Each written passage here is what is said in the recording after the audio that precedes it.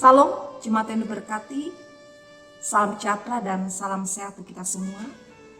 Pada hari ini, Senin 25 Oktober 2021, firman Tuhan yang mau kita renungkan bersama sesuai dengan Almanak Nas, Gereja Kelimatan Evangelis, diambil dari kitab 1 Petrus pada pasal 2, ayat 1 sampai dengan yang ke-10.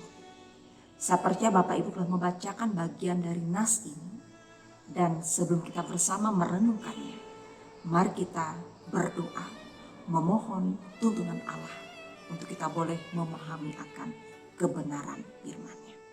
Kita berdoa.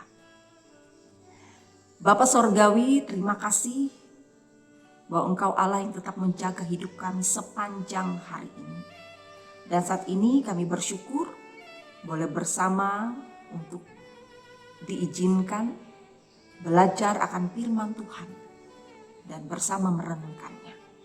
Kami percaya Roh Kudus Tuhan yang menyertai kami sehingga apa yang kami dengarkan dapat kami mengerti dan tentunya berbuah di dalam kehidupan kami. Kami sambut firman-Mu Bapa, dalam Yesus Kristus kami berdoa. Amin.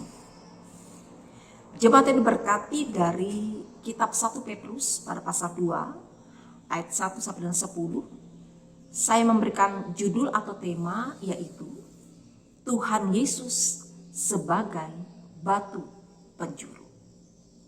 Jemaat Tuhan yang diberkati, Rasul Petrus dalam nas ini menegaskan umat Tuhan pada saat itu bahwa Yesus disebut sebagai batu yang terpilih atau batu pilihan.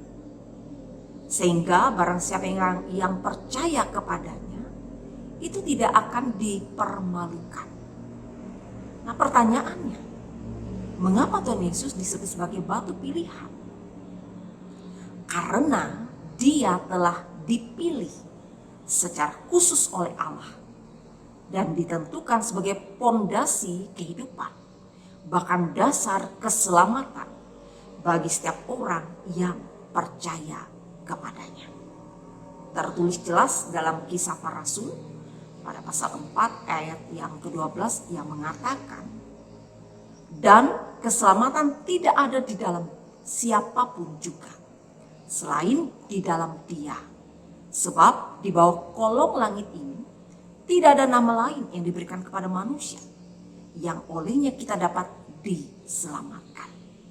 Nah hal ini menunjukkan juga bahwa tidak ada seorang pun yang dapat meletakkan dasar lain daripada dasar yang telah diletakkan, yaitu Yesus Kristus. Tertulis dalam 1 Korintus pada pasal 3 ayat yang ke-11.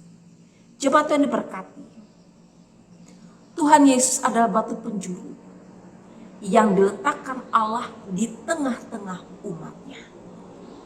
Sehingga mereka yang mau menerima dan menjadikan Yesus sebagai batu penjuru disebut sebagai orang pilihan. Nah dengan keterpilihan inilah menjadikan umat percaya diberkati dalam hidupnya. Dan di sisi lain membuat umat percaya untuk menjalankan sebuah tanggung jawab, yaitu menjadi imamat rajani. Arti imamat rajani itu berasal dari kata imam, yaitu sebuah jabatan yang mengandung konsekuensi pelayanan, kurban persembahan kepada Tuhan.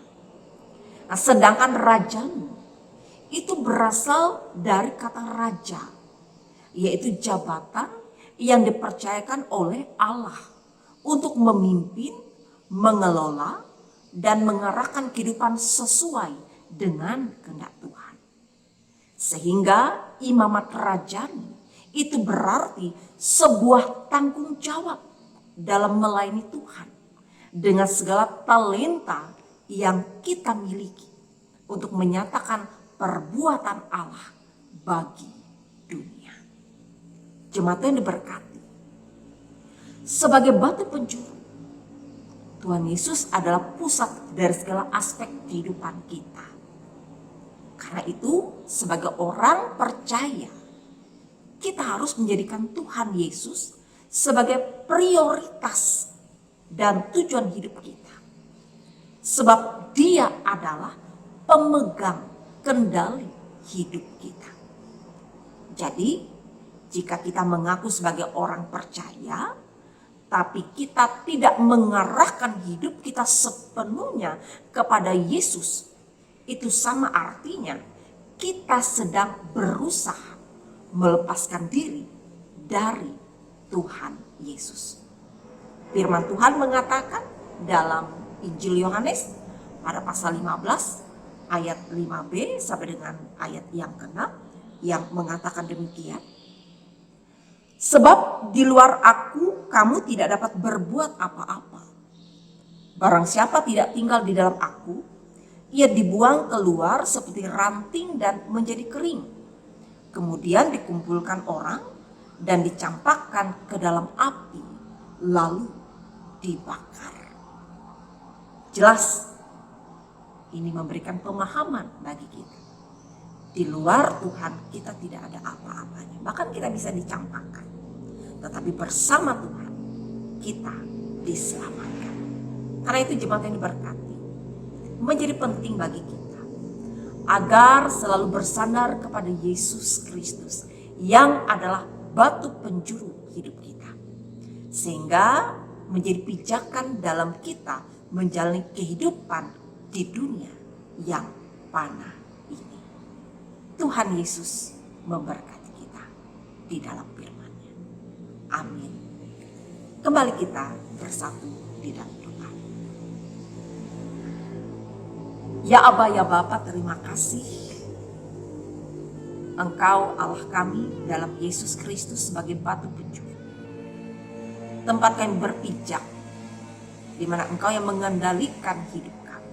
Kami bersyukur karena kami punya Allah yang luar biasa menopang kami, menjadi dasar kekuatan dan pengharapan kami.